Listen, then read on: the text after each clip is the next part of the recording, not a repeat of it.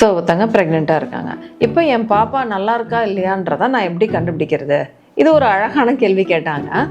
இதுக்கு நான் ஒரு சிம்பிளான பதில் சொல்கிறேன் பாருங்கள். ஃபஸ்ட்டு இனிஷியல் 2 monthsல பார்த்தீங்கன்னா எவ்ரிடே கரெக்டாக இருக்கும் வாமிட்டிங். அதுலேருந்தே தெரிஞ்சுக்கலாம். நான் சொல்லுவேன், பாப்பா உங்களுக்கு குட் மார்னிங் சொல்லுதுன்னு நினச்சிக்கோங்க, காலையில் வாமிட்டிங் வந்தேன். So it's good symptom. அந்த காலையில் கரெக்டாக ஆல்ரெடி வந்துட்டு இருக்கு, ரெகுலராக அதே வாமிட்டிங் வருதுனாலே பாப்பாவோட ஹார்மோன்ஸ் கரெக்டாக இருக்குது, பாப்பா நல்லா இருக்குன்னு அர்த்தம்.